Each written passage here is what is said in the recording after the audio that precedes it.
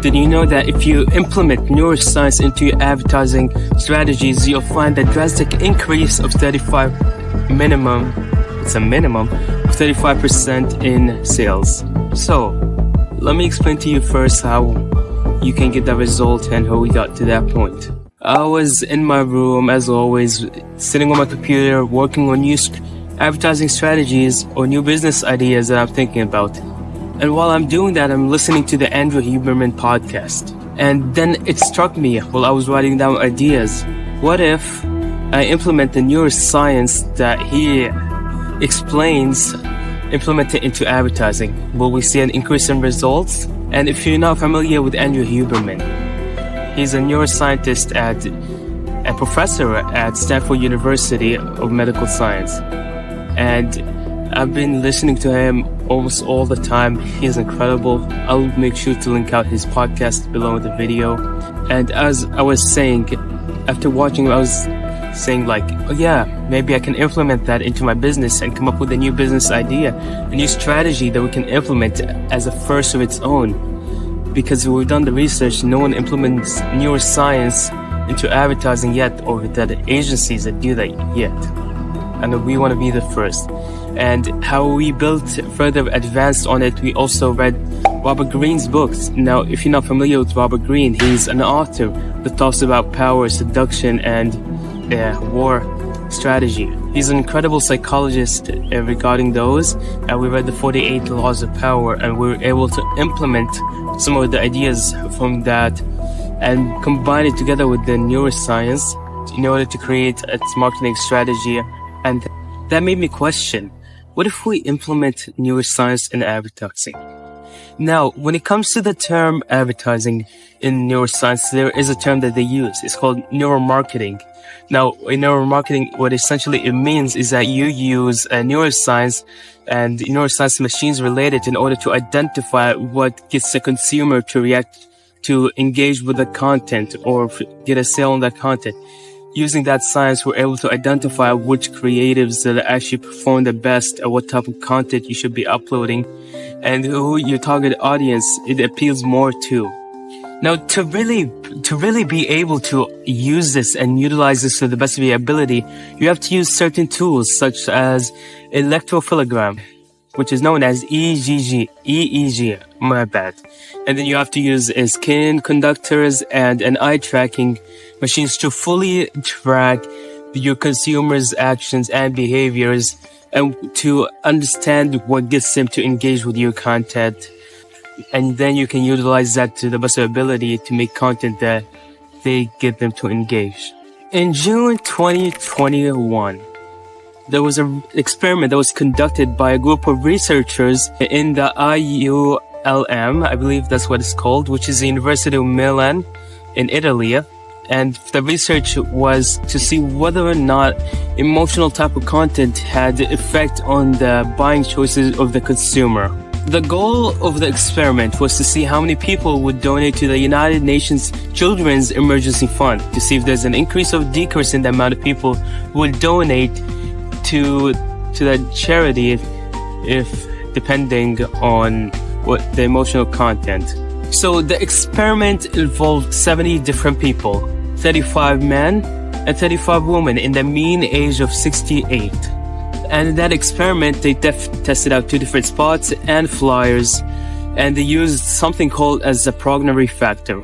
It was used to assess the different impact on whether or not the individual had an error. At the end of the experiment, they found an increase of 35% in donation rate due to the fact that some people have errors and content that appeal to those emotional errors affected them the most because they don't want their children to grow up with whatever they were advertising, because unfortunately they don't really specify what they were advertising. So the link for the research that I just used as an example is actually going to be in the description below. So if you want to go read it on your own in your own time, then go to the description below, click on the first link below, and just read it. Going on, as marketers, we can actually use this to the best of our abilities. We'd rather use it in a more professional way, a good way, rather than really trying to influence them to do bad decisions. So actually going back onto the topic, let me give you an example of what Robert Greene said in his book, the 48 Laws of Power. So, in the 48 Laws of the Power, there's Law 33, which says, everyone has a weakness, a gap in the castle wall. The weakness is usually an insecurity, an uncontrollable emotion or need. It can also be a small secret pleasure. Either way, once the thumbscrew is found, you can use it to your advantage. Now, in the context of neuroscience and advertising, what that can be used for is to identify trigger points that affects your consumer, to get them to really take action on your ad, to get them to click that learn more button, to actually take them to that sales funnel page or landing page that you have and get them to actually take that action. So actually, the more you understand your audience, the more you can make a type of emotional content that actually appeals to them. So let's say, for example, I'm a beauty brand, right?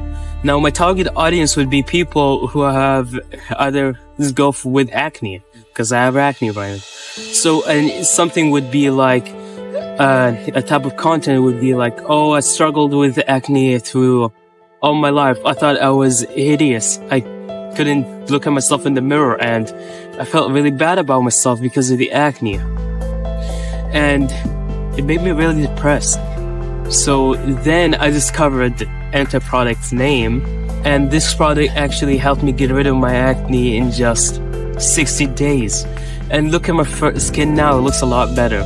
So those type of contents actually perform the best, because as someone who's experienced acne, if someone told me that, I would definitely buy from them because it appeals to my emotional side, because I was insecure about some flaw that they think they might have. So if the brand tells me like, hey, we can understand what you feel like. We understand that you've suffered with acne and you feel this about yourself. The more connection I can build with them, the more I'm able to take action, because it automatically builds trust and rapport with them. Now, in conclusion, if you really want to increase your conversion rates, or your CAC AOV, your CAC LTV, your MERs, what you really have to aim for is content that really is relevant to your audience, that connects with them emotionally, on an emotional level.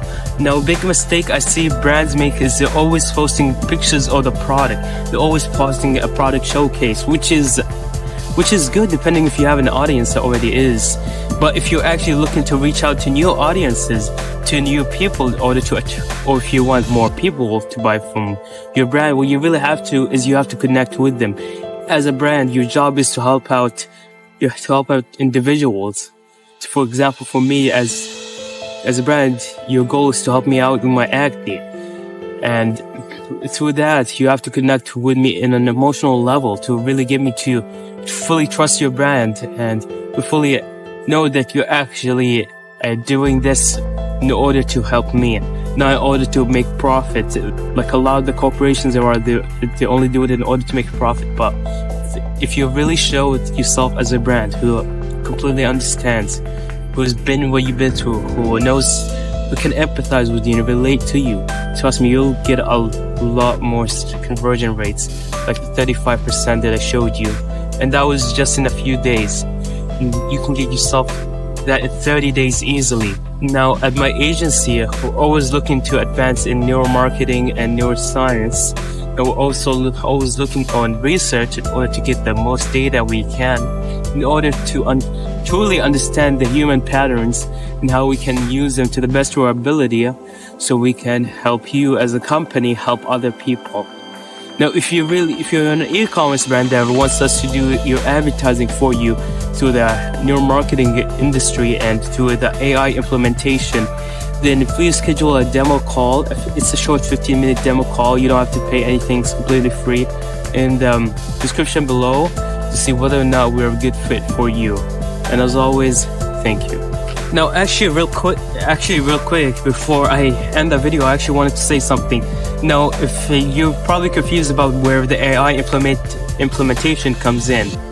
Now, I completely understand that, but AI implementation will come in the next video that I'll show.